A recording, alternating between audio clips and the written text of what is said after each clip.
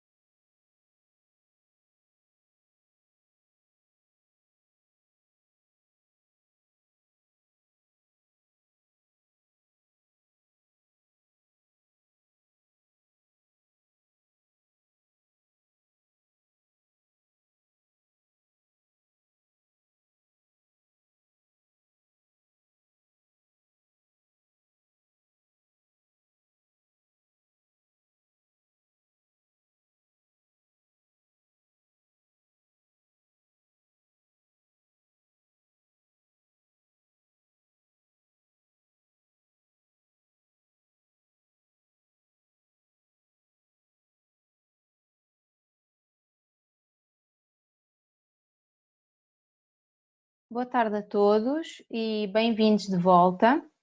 Sou a Bárbara Lopes, membro do SWIPE e especialista de Inovação e Desenvolvimento na EFASEC, na Unidade de Ambiente e Indústria. Esperamos que o documentário vos tenha agradado e enriquecido o vosso conhecimento na área. Gostaríamos de referir que quem não teve a oportunidade de assistir ao documentário até ao fim, ou que não conseguiu ver neste momento, poderá fazê-lo até às 24 horas de hoje. Vamos dar início à nossa conversa moderada. Temos connosco o Dr. Fernando Leite, CEO da LIPOR. Para quem não conhece, a LIPOR é a entidade responsável pela gestão, valorização e tratamento dos resíduos urbanos produzido por 8 municípios do Grande Porto. Temos também a professora Paula Sobral, professora da Faculdade de Ciências e Tecnologia da Universidade Nova de Lisboa e investigadora do Centro de Ciências do Mar e do Ambiente. Para completar o nosso painel, temos Pedro São Simão, coordenador do Pacto Português para os Plásticos e vogal da direção da Associação Smart Waste Portugal. Sejam muito bem-vindos e obrigada por terem aceito o nosso convite. Quero agradecer a todos os que nos estão a ver, que estão a assistir a esta conversa e relembrar que caso queiram fazer alguma questão aos nossos oradores, podem utilizar o chat do Zoom. Peço-vos que se identifiquem e que digam a quem se dirige a vossa questão. O documentário que acabámos de visualizar apresentou-nos um olhar abrangente sobre a crise da poluição do plástico causada pela humanidade e as consequências da mesma. Para muitos esta realidade é subejamente conhecida, para outros nem tanto. Os mídias têm divulgado muito esta problemática, daí as pessoas estarem mais despertas para este assunto. Como tivemos a oportunidade de ver, os efeitos da inundação dos ecossistemas com plástico é desastroso e é necessário tomarmos uma ação. A grande questão é por onde começar. Desde 1970, tal como foi referido no nosso documentário e por diversas vezes, as grandes marcas têm responsabilizado os consumidores pela poluição do plástico e por todos os problemas associados à mesma. Têm surgido vários movimentos, surgiu o movimento Break Free of Plastic, surgiu a Alliance to End Plastic e em fevereiro de 2020 surge o Pacto Português para os Plásticos, lançado pela Smart Waste Portugal e pela Fundação Ellen MacArthur. Este pacto visa solucionar os problemas associados ao plástico, nomeadamente os plásticos de uso único e de embalagem, promovendo a transição para uma economia circular. Pedro São Simão está a ouvir-nos. O Pedro afirmou recentemente numa entrevista à revista Grande Consumo, e passo a citá-lo: os esforços da cadeia de valor dos plásticos são essenciais, mas a sua relevância e eficácia perde-se quando os consumidores não acompanham esses esforços através das suas atitudes de consumo, reduzindo, reutilizando e reciclando. Pedro, gostava de lhe perguntar se os consumidores são a chave para a solução deste problema, como algumas das grandes marcas nos fazem acreditar, ou se a solução passa por encontrarmos uma simbiose entre toda a cadeia. Muito bem, muito obrigado em primeiro lugar pelo convite e obrigado também pela questão, é um prazer estar aqui hoje convosco. Portanto, indo direto à questão e se calhar pegando no início, na introdução, portanto, mencionou e bem que o ónus antigamente, se calhar as grandes marcas punham o ónus no consumidor e nas decisões quiçá irresponsáveis dos consumidores, quando sabemos perfeitamente que não chegamos ao estágio em que chegamos por responsabilidade de um único elo da cadeia de valor e neste caso o último. A responsabilidade é uma responsabilidade partilhada ao longo de toda a cadeia de valor, que começa no momento do desenho da embalagem do produto ou do plástico de uso único e termina no ato de fim de vida, o que é que o consumidor faz no fim de vida desse plástico de uso único ou dessa embalagem. Portanto, toda a cadeia, desde o início até ao fim, tem a sua porção de responsabilidade naquilo que tiveram a oportunidade hoje de ver. o que o Pacto Português para os Plásticos traz, e não só o português, como os outros pactos que fazem parte da rede internacional de pactos para os plásticos da Fundação Ellen MacArthur, é em primeiro lugar reconhecer que algo não está bem feito. Portanto, este documentário é mais num conjunto de comunicação clara e evidente de que há algo muito errado na forma como os plásticos estão a ser introduzidos na economia, ou como é que eles saem da economia sem serem devidamente tratados. E, portanto, nesse reconhecimento, estas grandes marcas que supostamente são responsabilizadas ou responsabilizam, afirma-se que responsabilizam os consumidores, assumem elas essa responsabilidade de uma forma muito concreta. E indo ao Pacto Português para os Plásticos, acho que é sempre importante referir as metas, mas antes de referir as metas, referir que em Portugal são 76 as entidades que se puseram de acordo, entidades ao longo da cadeia de valor dos plásticos, que puseram de acordo numa visão comum, que é uma economia circular para os plásticos em Portugal, onde os plásticos nunca se convertem em resíduos, porque os resíduos são sempre vistos como um recurso e não como algo que não tem valor, porque tem sempre valor. E, portanto, indo a estas metas, portanto, a visão é algo muito geral, que facilmente várias entidades se põem de acordo. Agora, quando se estabelecem metas concretas e ambiciosas, como é o caso do Pacto Português para os Plásticos, estas grandes marcas e todas as entidades que compõem o Pacto Português para os Plásticos assumem publicamente que estão aqui para cumprir essas metas. E, portanto, vou só enumerar rapidamente as metas, alguns de vocês já as conhecerão, outros se calhar não. Portanto, nós temos em vista eliminar aqueles plásticos que são considerados desnecessários ou problemáticos, os plásticos de uso único, até 2025. Outra das metas passa por criar embalagens 100% recicláveis, para que seja possível. O filme tratava um bocadinho essa parte, poucas eram as embalagens que eram efetivamente recicláveis. Nós queremos que 100% das embalagens colocadas no mercado em plástico sejam recicláveis até 2025. Portugal atinge uma taxa de reciclagem de embalagens em plástico na ordem dos 70% até 2025. 2018 andava na casa dos 44%, portanto é duplicar, a ambição é duplicar esta taxa, e também a incorporação em média, um bocadinho para fechar aqui o círculo dos plásticos, a incorporação em média de 30% de plásticos reciclados em novas embalagens. Estas 4 metas, algumas das marcas mais conhecidas, quer no nível nacional, quer a nível nacional, comprometeram-se a cumpri-las e a desenvolver esforços, quer individuais, quer coletivos, para as atingir. O Pacto Português para os Plásticos é diferente dos outros pactos que têm sido implementados em todo o mundo, porque consideramos uma quinta meta que achamos que é essencial para fechar efetivamente o círculo e para completar a cadeia de valor, que passa pela educação e sensibilização dos consumidores, os de hoje e os futuros, os mais pequeninos, para que tenham atitudes mais sustentáveis e circulares quando se trata de escolher produtos em plástico e embalagens em plástico. Porque também de nada serve as grandes marcas assumirem uma responsabilidade se no fim do dia o consumidor continua a preferir, por exemplo, não reciclar ou, por exemplo, não reutilizar. Portanto, é efetivamente necessário termos a cadeia toda e não andarmos a culpar este ou aquele. Já todos sabemos bem qual é o problema que queremos resolver, é evidente pelas imagens deste e de muitos outros documentários. Agora temos que passar à ação e temos que, efetivamente, arranjar soluções para este problema, e é um bocadinho isso que o Pacto Português para os Plásticos pretende fazer. Ok, Pedro, muito obrigada pelo seu comentário. Vamos aqui avançar na nossa conversa. Portanto, a crise dos plásticos, tal como já foi referido anteriormente, expôs a necessidade de nós avaliarmos o nosso sistema linear de fabricar, usar e desperdiçar, e de modo a transitarmos para um sistema circular sem desperdício.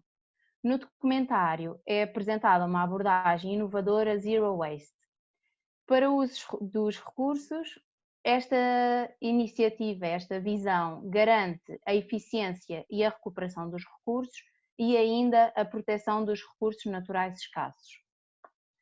Sob este modelo de Zero Waste, os recursos que usamos podem ser reciclados com segurança e economia, que também é uma parte importante, reutilizados e compostados ou transformados em biogás por digestão anaeróbia.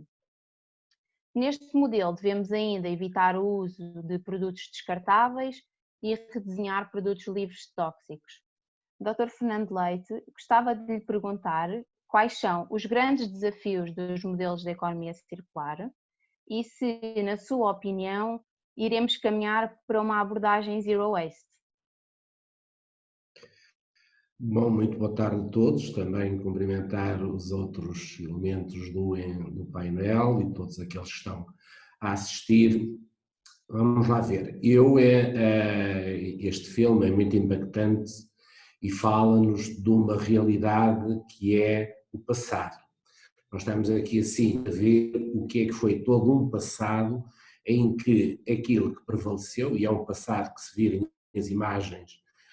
Tivemos imagens de declarações políticas ainda com televisão a preto e branco, portanto isto tem dezenas de anos, desde que começou toda esta cadeia de desenvolvimento da indústria do plástico, onde se esqueceu efetivamente a fase final, onde se esqueceu e onde no desenvolvimento de uma economia linear o problema é no final, quando tudo isto é que vai parar.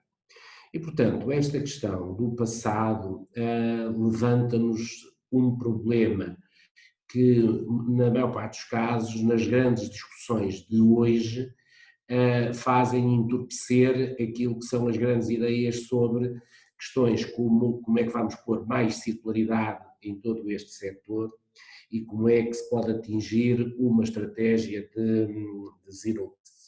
Eu iria mais virar-me para a questão da circularidade, porque a circularidade exige algo que nós ainda estamos agora a priorizar com alguma, eu diria, não tão rápido quanto seria necessário, que é a inovação. Nós, enquanto não metermos mais inovação em todo o sistema, nós não conseguimos de maneira nenhuma ultrapassar o avassalador consumismo que nós temos da maioria dos produtos e, neste caso, nas embalagens, a questão que se coloca nos diferentes tipos de embalagens. O Pedro, obviamente, com maior propriedade do que eu, poderá falar. O nosso problema no plástico está em que nós temos muitas famílias de plástico e são famílias muito desavindas. Muitas delas há plásticos que não se dão com outros plásticos e, portanto, quando muitas vezes a perspectiva é temos o plástico, portanto, e é fundamental reciclá-lo, depois não conseguimos de maneira nenhuma juntar duas ou três famílias, temos que andar a trabalhar diferentes fileiras de plástico, que por vezes as quantidades que temos dessa mesma fileira não é economicamente viável, porque tocou aqui numa questão que também é muito importante, que é continuarmos a assistir a uma prevalência muito forte da economia sobre a questão ambiental. Nós vemos que os modelos e por assim dizer, os acordos internacionais são todos muito feitos na base de qual é o efeito que tudo isto vai ter na economia. Nós estamos hoje a viver um problema seríssimo de saúde pública e de possíveis contágios, e o que já está, por assim dizer, a caminhar a traços muito fortes é, mas então o que é que vai acontecer à economia? Porque ninguém quer, obviamente, empobrecer, e portanto há que pôr a economia em marcha. E este desenvolvimento da economia, sem pensarmos no outro lado, naquele lado que o filme nos mostra com muita clareza, tem essa virtude, obviamente, que nós podemos dizer que há aqui um problema de cidadania. O plástico só aparece no mar, ou só aparece nos rios, só aparece nas ruas, porque o cidadão o coloca lá, portanto há aqui assim um comportamento que eu diria que só com muita educação e muita cultura é que nós vamos ultrapassar essa questão, mas também se resolve pelo outro lado, pelo lado da indústria. E a indústria aí tem sido lenta demais a procurar os bons caminhos para atingir a solução do problema. Quando se fala na responsabilidade alargada do produtor, quando se fala na questão de diminuirmos, por assim dizer, o número de embalagens descartáveis que são colocadas no mercado, obviamente que isso é um papel que não está ao alcance do consumidor, está ao alcance, por um lado, da indústria e, por outro lado, de políticas públicas que são muito importantes neste domínio. Eu chamava a atenção para isso. Obviamente que a economia também funciona conforme funcionam os governos, quer sejam os nacionais, quer sejam os multinacionais. E se virmos naquilo que foi a primeira grande investida, por assim dizer, no bom sentido da palavra, da União Europeia, que despertou por esta questão do lixo, isso é uma coisa muito recente. Já quando o mal estava todo feito, aparece a União Europeia muito aflita, a convocar toda a gente que é preciso fazer aqui uma aliança para se resolver o problema, por assim dizer, do passivo. E são muito lentos a tratar daquilo do futuro, porque eu acho que nós temos a questão da economia circular tem a ver com o nosso futuro e tem a ver com o futuro deste produto.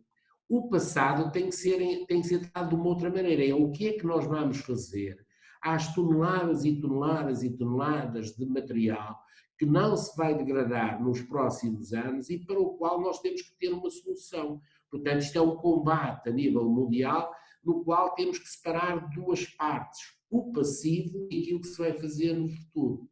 E relativamente àquilo que se vai fazer no futuro, também é muito importante refletirmos que é, por vezes, muito fácil entrarmos em modas. E normalmente vamos atrás de certos e determinados sucedâneos ou certos e determinados produtos que dizemos que resolve o problema e na parte dos casos não resolve problema nenhum. Vem acrescentar mais outro problema. E, portanto, e aí a economia funciona muitíssimo bem. Se eu posso atacar o meu concorrente, eu vou dizer que tenho aqui a solução para o problema. Do lado no qual eu estou inserido, que é a parte mais da gestão de resíduos, eu vendo o filme, aquilo que eu digo é o que é que a gestão de resíduos pode fazer neste campo. A gestão de resíduos só pode fazer uma questão, é deixar de fazer a gestão de resíduos para, tendo como visão a economia circular, posicionar-se como uma produtora de produto. Ou seja, o ciclo daquilo que uma Lipor ou uma outra entidade qualquer tem que fazer não é ficar a meio do processo, é deixar que andem pelo meio diversos intervenientes que não acrescentam valor a todo este trabalho e posicionar-se, porque nós percebemos muitíssimo quem está com a sensibilização. Normalmente são os sistemas de gestão de resíduos e as autarquias. Depois, quem coloca os materiais na indústria são outra vez os sistemas de gestão de resíduos e aquilo que é feito ao produto já escapa àquilo que é a estratégia dos sistemas de gestão de resíduos. Portanto, e para resumir, eu diria assim, há muito a fazer, há algo que tem que ser, que tem que ter um empoderamento muito forte dos governos e eu diria assim, nós já temos bastantes instrumentos, nós temos planos de ação de economia circular praticamente em todos os países.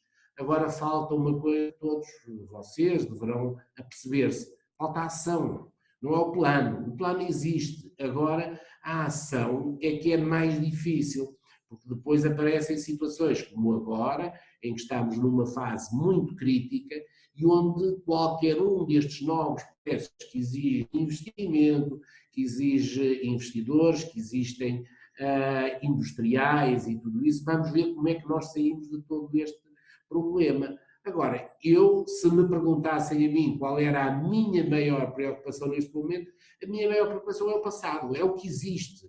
É aquela imagem que passou em todo o filme, as toneladas e toneladas de material que estão nos mares e que nós temos, mares, rios e espaços rurais, e para o qual nós temos que ter uma solução. E dá-me a entender que essa solução não está a ser procurada, porque nós estamos já a desviar a nossa atenção para aquilo que são agora os bioplásticos, os biodegradáveis, os plásticos compostáveis e tudo isso. Estamos a esquecer que temos aqui um passivo fortíssimo que a breve prazo atingirá aquilo que nós todos estamos a dizer. Haverá mais plástico no mar do que peixe.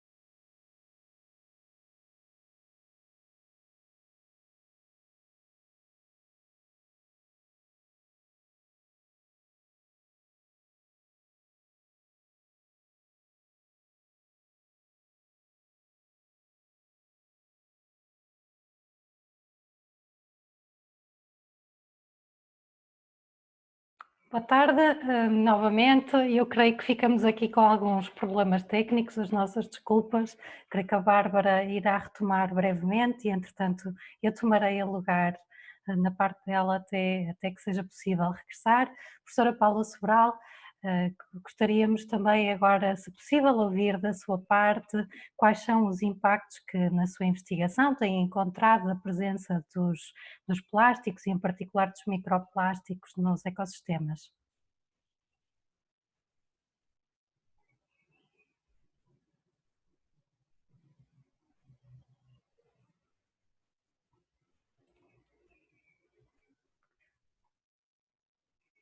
Estou...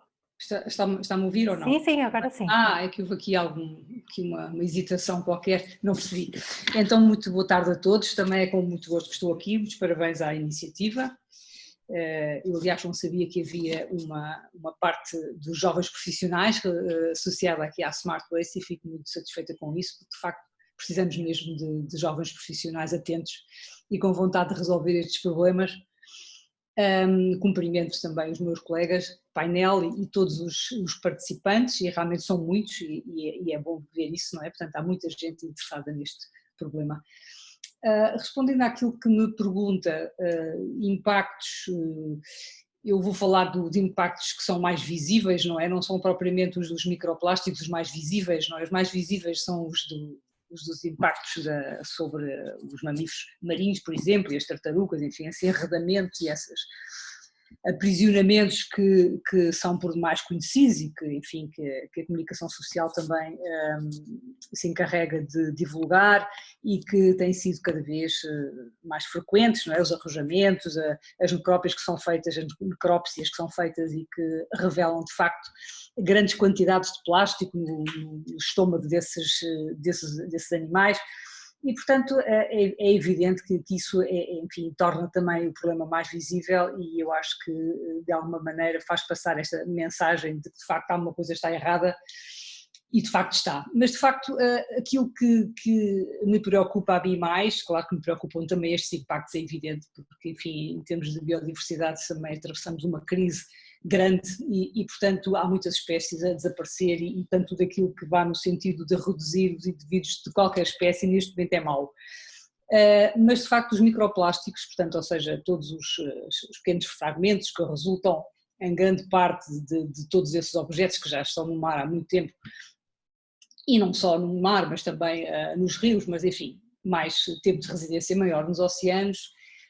E de facto temos hoje em dia uma gama de dimensões desses microplásticos, e não só, enfim, de todo o plástico, mas pronto, falando agora dos microplásticos, que são passíveis de ser acumulados, ingeridos e acumulados, em alguns casos, pelos organismos. E, portanto, isto passa-se já em níveis muito baixos da cadeia alimentar, portanto, as pequenas partículas, algumas até praticamente invisíveis, não é? São realmente muito pequenas, visíveis apenas ao microscópio, acabam por ser ingeridas por muitos organismos, como eu disse, nos níveis mais baixos da cadeia alimentar, e de facto isso coloca-nos a questão enfim, da sua potencial magnificação ao longo da cadeia alimentar e de eventualmente atingir o homem, não é? Portanto, atingir o ser humano através da dieta, porque nós e aqui em Portugal e então ainda mais, não é? Estamos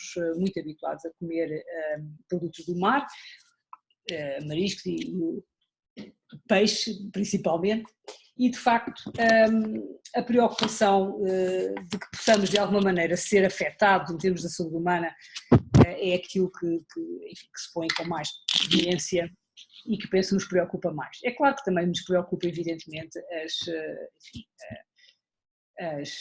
os impactos em cada uma destas espécies. Mas a cadeia alimentar acaba muitas vezes no homem e de facto estão agora em curso alguns projetos, sem resultados ainda, mas que tentam perceber, de facto avaliar até que ponto é que partículas ou fibras, até mais talvez fibras que são muito leves e que são transportadas no ar e que respiramos com muita facilidade, e portanto essas fibras sintéticas como é que se comportam uma vez no interior do corpo humano, se atravessam as células, qual é o percurso que seguem depois de respiradas. E, portanto, existe, apesar de não haver evidências ainda de realmente de haver impactos negativos, a nossa percepção é já negativa, não é? Portanto, ou seja, ninguém tem uma percepção positiva ao pensar, eu estou a respirar plástico, ou estou a comer plástico, ou estou a comer organismos que estiveram em contacto com o plástico, porque o plástico absorve muitos contaminantes que já estão na água há muito tempo, não é? Tal como há este passivo ambiental do plástico no oceano, há também um passivo ambiental de muitos outros poluentes que durante décadas foram lançados nas águas e nos oceanos e que, por serem persistentes, continuam de facto a existir. E, portanto, pelas suas características químicas, o plástico absorve esses poluentes, desde PCBs, muitos deles já descontinuados, como os PCBs, os inseticidas, como o DDT, por exemplo, continua a existir nas águas, e muitos hidrocarbonetos que não são assim tão, enfim, alguns mais antigos certamente, mas que continuam também a entrar, já não foram descontinuados e através, por exemplo, dos transportes marítimos, é uma fonte, por exemplo, de introdução de hidrocarbonetos nos oceanos, e portanto todos esses poluentes acabam por absorver ao plástico pelas suas características químicas e portanto para além do plástico, que eventualmente poderá não ter consequências severas, porque até experiências que provam que de facto são de facto ingeridas, mas são também eliminadas pelas fezes e portanto não permanecem no organismo, pelo menos as maiores dimensões. Claro, há uma grande incerteza face às partículas micrométricas, não é? Conhece-se ainda muito pouco e essas certamente, pelo menos alguns estudos também comprovam isso, são portanto incorporadas nos tecidos, não é? E, portanto podem ser de facto ingeridas depois por níveis da cadeia alimentar mais elevados e pelo homem. Mas de facto, para além da questão da ingestão do plástico, existe também o facto do plástico ser um vetor de transmissão desses poluentes e, portanto, esses poluentes que são comprovadamente, têm toxicidade comprovada já por muitos estudos científicos, desde há muito tempo que se estudam estes compostos, não é? Portanto, eles foram talvez introduzidos na altura, foi nos anos 60, o DDT, por exemplo, não é? Foi depois descontinuado na década de 70, alguns na década de 80, portanto têm vindo a ser descontinuados à medida que se percebe que realmente a sua toxicidade é muito elevada e neste momento estão completamente descontinuados, a não ser, enfim, algumas situações de combate à malária, por exemplo, em que a Organização Mundial de Saúde ainda continua a autorizar a utilização do DDT, porque sendo um inseticida realmente de baixo custo e muito eficaz, mas tirando esses aspectos pontuais, portanto, são compostos que já estão descontinuados, mas não é por isso que eles deixaram de existir, não é? Eles continuam a existir e absorvem ao plástico e, portanto, nós pensamos, bom, então não é só o plástico, é também aquilo que está associado ao plástico. E também, já que estamos a falar no que está associado ao plástico, podemos falar também nos aditivos. Os aditivos são um conjunto enorme de compostos químicos, milhares de compostos químicos que a indústria fabrica, não é? E que são incorporados também nas resinas, não é? Portanto, para conferir propriedades específicas ou para tornar o material mais maleável ou enfim, para resistir melhor à chama, para lhes dar cor, tudo isto são aditivos e a maior parte destes aditivos, a maior parte daqueles que foram ensaiados em laboratório, que na verdade são muito poucos face ao total de aditivos que se conhece, eu diria que se contam pelos dedos de uma mão, talvez ou duas máximo, e todos eles são disruptores endócrinos, portanto, ou seja, têm efeitos negativos ao nível do sistema reprodutor humano e também dos organismos. E por isso coloca-nos várias questões, não é? Portanto, o plástico está de facto associado enfim, a um impacto que nós podemos até visualizar no caso dos objetos maiores, mas depois há muita coisa que está associada ao plástico que nós já não vemos e que é essa poluição associada quer dos compostos persistentes que aderem ao plástico e também aos aditivos que vão sendo libertados pelo plástico à medida que ele, muito lentamente, como sabemos, se degrada, enfim, por ação dos ultravioletas, etc. Enfim, vários ataques que sofre, que o vão tornando quebradiço e, portanto, ele ao fragmentar-se também vai, de alguma maneira, ao degradar-se lentamente, vai também libertando esses aditivos. E, portanto, as principais razões de preocupação têm a ver com este fator. e portanto as mais pequenas partículas serão aquelas que neste momento nos preocupam mais, porque são também aquelas sobre as quais nós ainda temos muitas incertezas. Há uma zona aqui muito cinzenta de impactos de partículas muito pequenas, estas partículas micrométricas, que por dificuldades metodológicas diversas são muito difíceis de estudar, apesar de haver, enfim, estarem em curso e estarem agora até a começar alguns projetos internacionais que visam precisamente estudar essas partículas de muito pequenas dimensões que têm de alguma maneira sido, não digo esquecidas, mas não se sabe tanto sobre elas precisamente porque é muito difícil estudá-las por serem muito, muito pequenas. E é isto, não sei se respondi àquilo que pretendia. Sim, professora, muito obrigada pela sua intervenção. Falava agora um bocadinho sobre as alternativas ao plástico. Algumas empresas estão a trocar as suas embalagens de plástico para embalagens de papel, acreditando que esta é a melhor solução. Pedro São Simão, eu gostava de lhe perguntar qual é a sua opinião, se o papel é ou não uma boa alternativa ao plástico. É uma boa questão e eu diria, numa resposta muito confortável, mas que já passo a explicar, depende. Não é? Haverá situações em que o plástico é uma alternativa muito mais sustentável que o papel para a performance da embalagem que se pretende. Existem casos em que a embalagem, efetivamente, tendo em conta as tecnologias atuais, não pode ser substituída para o papel ou para o que nós entendemos como papel, mas haverá outros casos que sim, poderá a embalagem que atualmente é feita em plástico ser feita em papel, mas aqui também, para além da questão ambiental, existe a questão muitas vezes económica que tende as entidades a procurar mais as embalagens em plástico. Isso é um dos pontos que nós vamos efetivamente abordar no Pacto Português para os Plásticos, porque o Pacto aborda embalagens e perceber até que ponto as embalagens, quer em papel ou outros casos também vamos abordar em vidro, são efetivamente respostas mais sustentáveis que o plástico e não só alternativas por serem diferentes do plástico. É importante perceber este ponto porque muitas vezes não é muito por acaso que o plástico cresceu tão rapidamente, sobretudo na área da embalagem, nos últimos anos. O plástico, por exemplo, em comparação com o vidro, é muito leve e, portanto, permite diminuir diretamente as emissões associadas ao transporte de mercadorias. O plástico em relação ao vidro não absorve, por exemplo, líquidos e, portanto, é mais fácil utilizá-lo para o transporte de líquidos ou mesmo alimentos, serve como uma barreira protetora e não é por acaso que hoje vamos ao supermercado e as embalagens cada vez têm um tempo, os alimentos dentro das embalagens cada vez têm um tempo de validade maior e, portanto, às vezes substituir o plástico por uma alternativa só porque não é plástico pode trazer aqui um conjunto de implicações associadas que podem ser bastante negativas, quer ao nível de maiores emissões de CO2, quer ao nível do desperdício alimentar e um bocadinho o que o Pacto quer perceber e quer trabalhar com os diferentes membros é que sempre que seja colocada uma alternativa ao plástico no mercado, essa alternativa é validada do ponto de vista da sustentabilidade e não sirva essa alternativa um bocadinho como greenwashing da marca em relação ao público.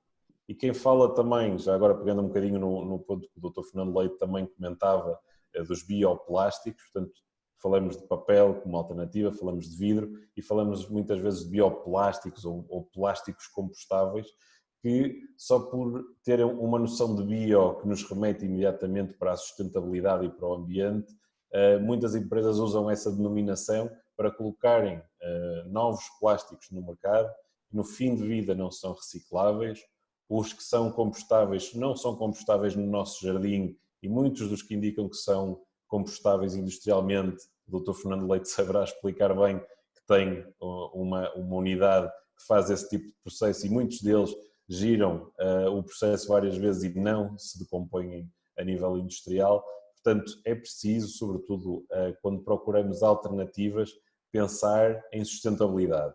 Não só ser contra um material porque de repente existe uma comunicação muito forte e negativa contra esse material em específico, mas avaliar o mais objetivamente possível e procurar sempre sustentabilidade e circularidade primeiro e depois, com base nesses dois pressupostos, escolher um material que melhor se adapta à finalidade que se pretende.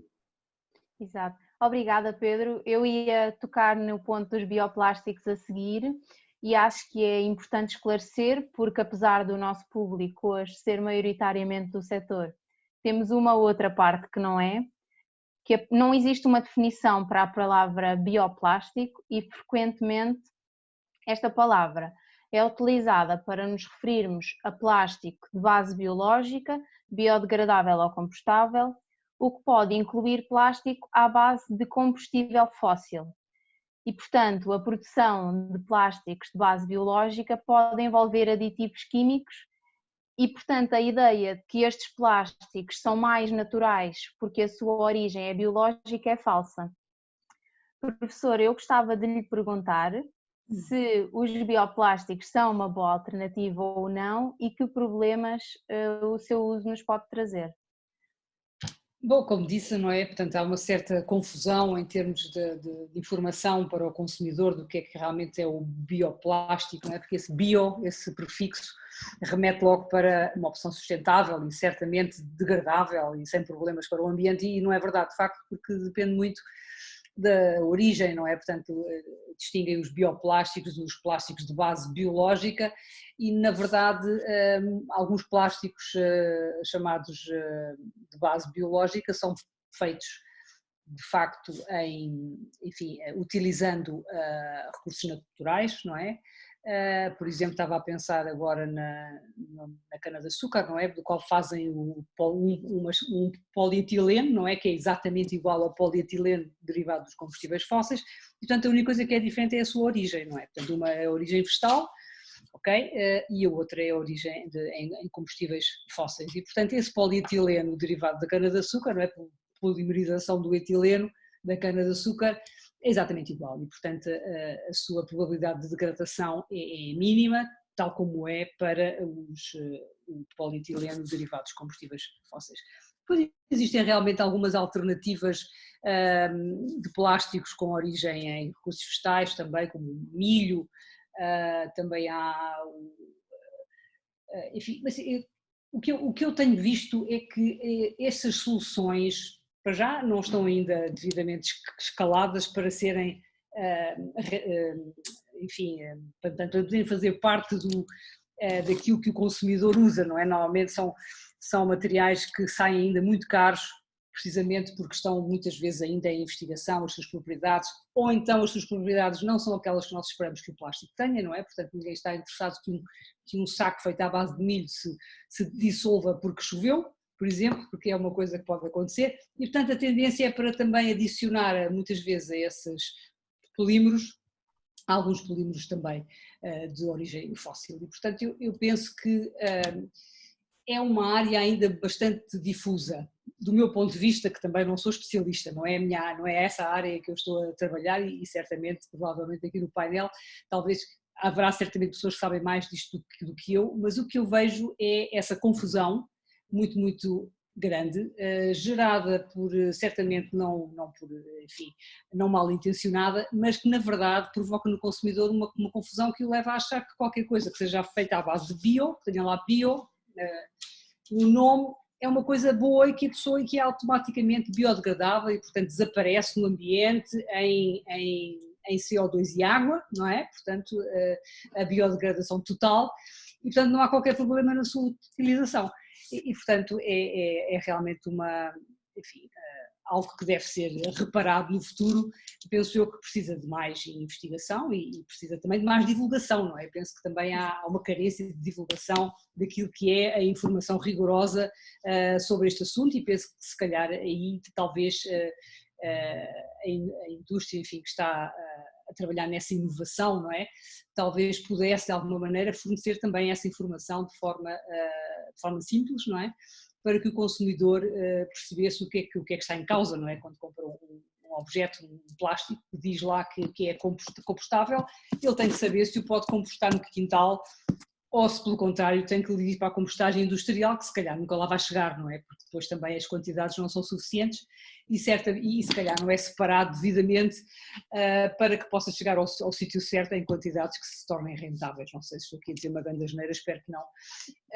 Mas de facto, portanto, há todos estes problemas que envolvem estas novas designações e acho que há muita investigação ainda a ser feita, porque existem também plásticos que são gerados, fabricados por bactérias, por exemplo, os PHAs, não é? Os polihidroxialcanoatos, que derivam da fermentação até de resíduos, não é? De resíduos orgânicos, e portanto há um potencial, penso eu, nesses PHAs, por serem de facto então realmente verdadeiramente biodegradáveis, portanto são gerados por bactérias, e claro, mas são processos que estão, penso eu, ainda em estudo, embora acho que relativamente ao PHA já existem algumas embalagens feitas disso experimentalmente, não faço ideia.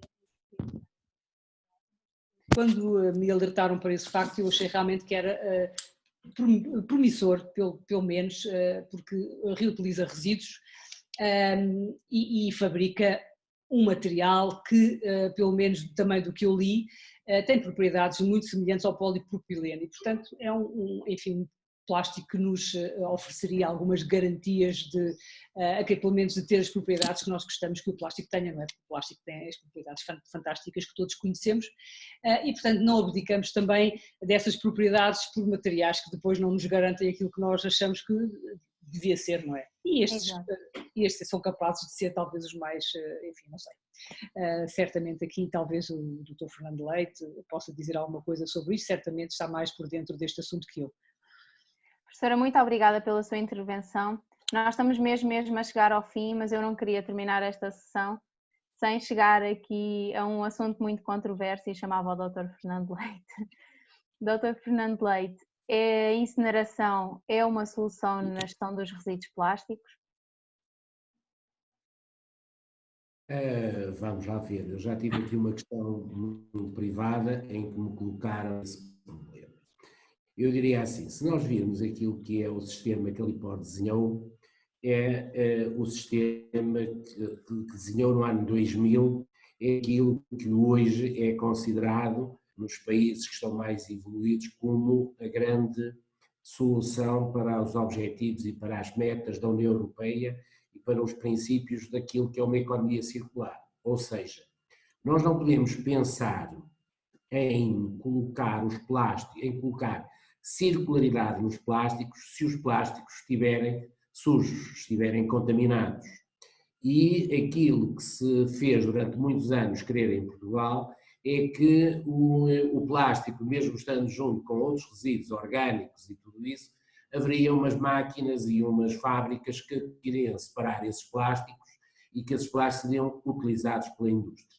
Ora, isso é uma completa, e o Pedro e a indústria sabem muito isso bem, nós só podemos reciclar, ou a indústria só pode reciclar o plástico se ele tiver qualidade. E mesmo assim, tendo qualidade, tem restrições para a utilização em certas e determinadas áreas, como seja, por exemplo, a área alimentar. Porque se disser que a embalagem do fiambre foi feita do plástico reciclado dos resíduos, de certeza que aquela marca não vende, não vai vender porque existe sempre o problema de desconfiança do consumidor. Portanto, quando nós desenhamos o nosso sistema, o sistema foi desenhado da seguinte maneira: tudo aquilo que for separado na origem e, portanto, tem qualidade, e isso vê-se não só na questão dos plásticos, como se vê também na matéria orgânica, não há composto orgânico nenhum que seja um benefício para o solo se tiver contaminantes. Portanto, tem que ser separado na origem. Portanto, os nossos sistemas dizem e prevêem isso. Se for o material separado, ele tem condições ótimas para poder ser utilizado pela indústria. E eu assim, o plástico que sai da LIPOR só não é mais utilizado na indústria se tiver contaminantes de outra origem. E, portanto, se tiver etiquetas que não saem do plástico, etiquetas metálicas, etiquetas de papel, se tiver os tintos que a professora há momentos falou e que são muito importantes, contaminam imenso muito do plástico que pode depois ser utilizado para produtos mais nobres, portanto, esse plástico é utilizado para produtos menos nobres, e, portanto, aparece aqui uma outra questão, que é, se eu não posso reaproveitar, reciclar esse plástico, o que é que eu lhe devo fazer? Devo colocá-lo em aterro ou devo colocá-lo em incineração? Porque que se conheça, ou pode ir para o aterro, ou pode ir para a compostagem, ou pode ir para a reciclagem. Portanto, se não vai para a reciclagem, se não vai para a compostagem, só pode ir ou para aterro ou para a incineração. Qual é aqui a vantagem que nós consideramos existir com a incineração? Primeiro, obviamente, que faz diminuir o volume e faz, por assim dizer, desaparecer o material. E se a unidade estiver como estão as unidades portuguesas e muitas das unidades europeias, dotadas de equipamentos de despoluição muito eficazes, portanto, cumprem normas cada vez mais exigentes e, portanto, são um bom exemplo que muitas indústrias não têm, mas a indústria dos resíduos tem, normas muito eficazes, é a única alternativa que nós vemos para a resolução do problema do plástico. E isto volta a uma outra ideia que eu pus no início, que é como é que se vai resolver o problema do plástico que está no mar. Portanto, o lixo marinho, eu diria, não tem outra alternativa, devido à contaminação, por muitos bons exemplos que existam, e sabem que a Logoplast já tentou fazer embalagens a partir de plástico marinho, mas da quantidade global do plástico que retirou do mar, apenas aproveitam cerca de 10%. Os outros 90% estavam contaminados com matéria orgânica, com sais, com todo um produto de contaminantes que é impossível de reciclar. Portanto, eu diria que num caso como este que estamos a falar, a incineração, se feita nas condições que eu digo que de boa tecnologia e de boa norma, consegue-se aproveitar deste material algo que também é útil, tal quer seja na produção de eletricidade, quer seja na produção de vapor e na produção de calor. E, como sabem, em toda a Europa existem mais de 400 centrais, umas talvez de melhor performance, outras de menor performance, mas que são muito úteis na resolução do problema. E a última questão que eu digo é, nós, em termos de LIPOR, não temos neste momento nenhum aterro sanitário, não temos aterro nenhum, utilizamos apenas um aterro de alternativa numa cooperação com um sistema que é nosso vizinho, porque no final de cada ano apenas nos sobram, utilizando a compostagem, a reciclagem e a incineração, nós só temos 2 ou 3% de material que não temos qualquer tipo de destino e, portanto, temos que o colocar em aterro. E, portanto, se queremos resolver o problema dos aterros também, se queremos caminhar para o zero waste, a valência da incineração não pode ser descartada, porque se for descartada teremos um zero waste com 30% ou 20% de resíduos que iremos colocá-lo aonde? Em aterro sanitário. Portanto, esta é a nossa perspectiva. Muito obrigada, Dr. Fernando Leite. Eu gostaria de continuar. Se me permitisse, dava uma última nota, que era a nota que, atendendo a que estamos num grupo de jovens, de lhes dizer o seguinte: hoje fala-se muito naquilo que é o novo normal.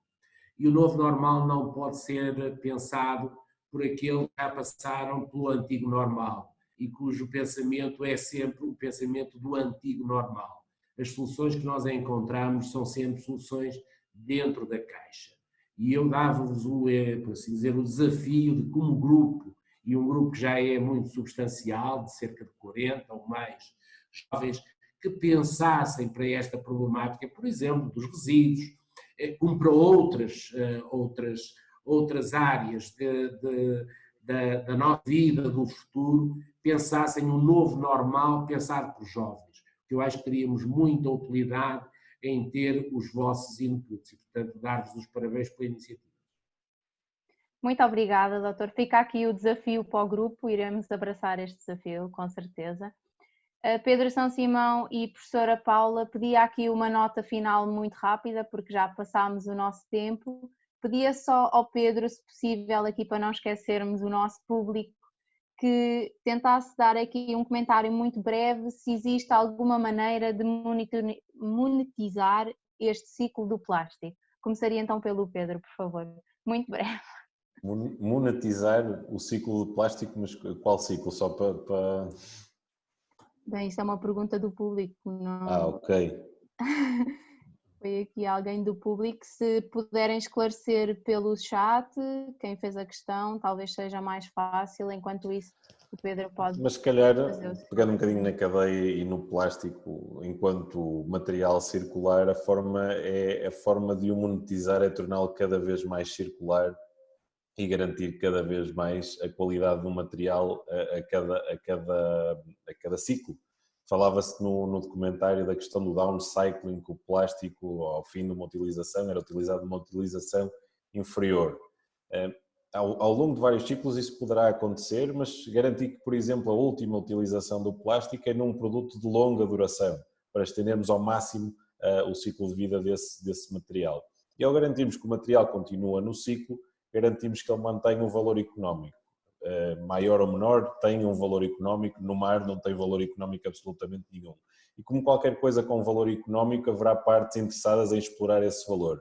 Portanto, a forma de monetizar o plástico passa sobretudo pela primeira fase, que é garantir que ele é o mais circular possível, que o material circula o maior número de vezes possível. E só para dar aqui uma nota, a Fundação Ellen MacArthur considera que esta circularidade do plástico é uma oportunidade económica que varia entre os 80 e os 120 mil milhões de dólares anuais. Portanto, existe aqui uma monetarização do plástico uma oportunidade de monetarizar o plástico muito grande e, portanto, acho que para além de garantir um ambiente como nós queremos, um ambiente livre de plásticos, está aqui uma oportunidade económica e também social muito elevada e, portanto, deixo aqui como nota final a recomendação a todos os presentes e um bocadinho na linha do que o Dr. Fernando Leite estava a comentar, esta nova oportunidade de recomeçar e, portanto, seguirem um bocadinho o trabalho do Pacto Português para os Plásticos e contribuírem através das nossas redes sociais com as vossas sugestões, os vossos comentários, para de que forma é que vocês pensam que esta iniciativa pode atingir resultados ainda melhores na transformação para uma economia circular dos plásticos. Obrigada, Pedro. Passava então a palavra à professora Paula. Bom, eu como nota final gostaria de dar algum ênfase, evidentemente que a economia circular está aí, portanto, por enquanto talvez seja um bom conjunto de intenções, mas seja como for, é o futuro, acredito nisso, mas acredito também que tem que haver uma informação mais rigorosa. E essa informação deve ser, tanto quanto possível, baseada em factos técnicos e científicos credíveis, não é? E que penso que a educação tem um papel aqui muito, muito importante, o rigor da informação e já que estamos aqui no meio, portanto, dos jovens profissionais, eu penso que gostaria de deixar como nota, de facto, procurem a boa informação, usem-na e divulguem-na, que eu acho que é talvez a melhor maneira de chegar às pessoas e tentar mudar os comportamentos que ainda temos. Obrigada. Muito obrigada, professora. Resta-me agradecer a participação dos nossos oradores e do público. Eu espero que tenham gostado desta sessão e que tenham aprendido tanto quanto eu. Esta sessão foi organizada pelo Smart Waste Young Professionals. Para mais informações sobre o grupo ou sobre a Smart Waste Portugal, podem consultar os links que foram colocados agora mesmo no chat. Subscrevam a newsletter da Associação Smart Waste Portugal, que contém assuntos sempre muito relevantes, atuais, a informação fidedigna, que é importante. Até uma próxima e passo a palavra à minha colega Soraya Taipa. Boa tarde a todos, com licença. Uma mensagem final no Dia Europeu do Mar, gostava de partilhar aqui convosco, dando voz a um poema de Sofia de Melbreiner, uma mensagem inspiradora. Aqui nesta praia, onde não há nenhum vestígio de impureza, aqui onde há somente ondas tombando ininterruptamente, por espaço e lúcida unidade, aqui o tempo apaixonadamente encontra a própria liberdade. Até breve. Esperamos contar convosco nos próximos eventos. Obrigada.